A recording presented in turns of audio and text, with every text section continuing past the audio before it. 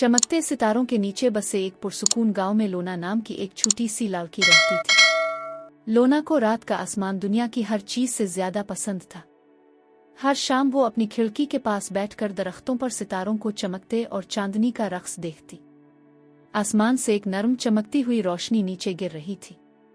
लोना हैरत से पलकें झपकने लगी जैसे ही रोशनी करीब आती है, नाजुक परों के साथ एक छोटी चमकती हुई शख्सियत। लोना ने सरगोशी की, तुम कौन हो? इसकी आंखें हैरत से फैल गईं। मैं सटीला हूँ, एक नींद की परी, मैं तुमसे मिलने आई हूँ लोना। लोना ने पूछा, तुम क्या करते हो? सटीला हुआ, मैं जादुई नींद की धूल छिड़कता हूँ ताकि बच्चों को नींद आने और मीठे ख्वाब देखने में मदद मिले।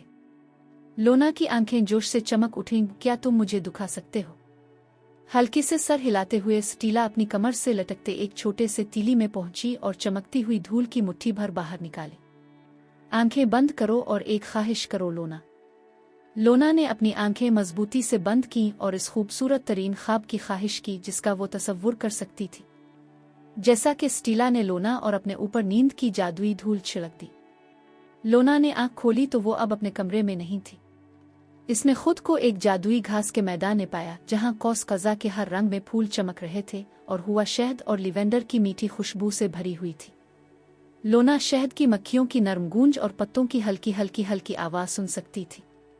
फासले पर सितारों की रोशनी से बना एक दरिया बहता था और लोना सटीला जैसी छोटी मखलूकात को नाचते देख सकती थी। ऊपर आसमान शूटिंग सितारों से भरा हुआ था।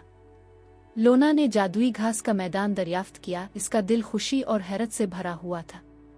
वो चमकते फूलों को चुनती, रात के गाने सुनती और यहाँ तक के अंधेरे आसमान को रोशन करने वाली चंचल फायरफ्लाइज के एक ग्रुप से दोस्ती करती।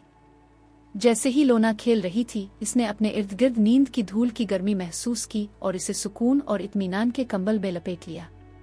वो जानती थी कि वो ख्वाब में है, लेकिन ये इतना हकीकी, इतना जादुई महसूस हुआ कि इसकी ख्वाहिश थी कि वो हमेशा के लिए वहां रह सके। लेकिन जल्द ही एक नर्म आवाज ने इसे पुकारा, लोना, वापस जाने का वक्त है। लोना ने नजर उठाकर देखा कि सटीला करीब ही तीर रही है। सटीला नरमी से मुस्कुराई। रात तकरीबन खत्म हो चुकी है और सुबह होने वाली है। लेकिन लोना, फिक्र ना करो, तुम्हें जब भी मेरी जरूरत होगी मैं अपनी जादुई नींद की धूल के साथ हाजिर हो जाऊंगा। लोना ने आंखें बंद की और जब इसने दोबारा खोली तो वो अपने आरामदेह बिस्तर पर वापस आ चुकी थी। इसका कमरा सुबह की हल्की रोशनी में नहा रहा था। अपने जादुई ख्वाब की गर्मी को महसूस करते हुए वो मुस्कुराई। जब वो वापस सो गई, वो जानती थी कि सटीला हमेशा वहां मौजूद रहेगी जब भी इसे जरूरत होगी।